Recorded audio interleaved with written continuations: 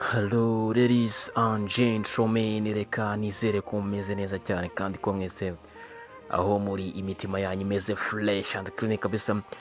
Tukaba tugarutse rero ku munsi wa none, tugarukanye na YouTube channel nshyashya kabisa, ahubwo urasabwa kudacikwa n'amakuru azajya aca kuri iyi channel. So ni Rwanda Vibes rero tukugezaho byinshi bigiye bitandukanye, cyane cyane twibanda ku makuru y'imyidagaduro ndetse na politiki muri rusange. So kuri uyu munsi rero inkuru tubazaniye rero ni inkuru iremere cyane, kandi ni inkuru twavuga ko twanashima Imana kuba nta kintu gikomeye cyabaye. Mwakwibaza ngo niye inkuru rero? Uwitwa Mugiraneza Lambert, otherwise known as Social Mula, uyu muramuzi cyane, ni umusore ufite izina rikomeye mu muziki nyarwanda kabisa. Ni umusore wagiye ubikora cyane.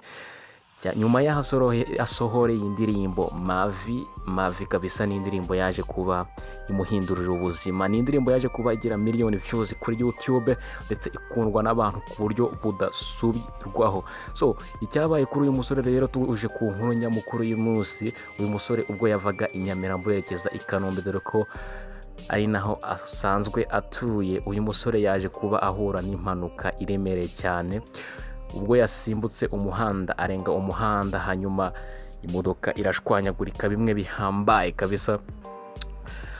Uko byagenze rero, yahise ajyanwa muri emergency mu bitaro bya gisirikare i Kanombe, we nabo bari kumwe, gusa nta kibazo gikomeye yagize dore ko yakomeretse bimwe bidahambaye, gusa imodoka yo yamaze kuba ubushingwe, kaba yazambye ku buryo bukomeye. Social Mula rero abicije ku rukuta rwe rwa Instagram, yavuze ati ibi byaraye bibaye mu gihe cyahise, Mana ndagushima kuba wambaye hafi, njye nabo twari kumwe tukaba nta kibazo twagize muri iyi mpanuka.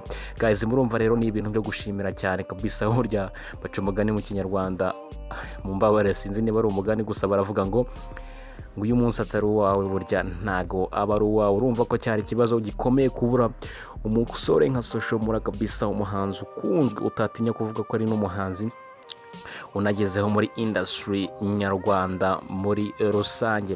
Iyi ngiyi rero ni Rwanda Vibes, twiza amakuru agiye atandukanye kabisa, aho utari tuba tuhakubereye. Icyo usabwa wowe ni ugukora like na subscribe kabisa, ukagenda ubona notification ziba zihari. So njyewe na Chris kabisa, ni Rwanda Vibes kabisa. Igitekerezo cyari cyo cyose gihumuriza Social Mula cyangwa se kimukomeza, gisige muri comment section below hasi, ukan like na subscribe. Turi kumwe 10 ku 10.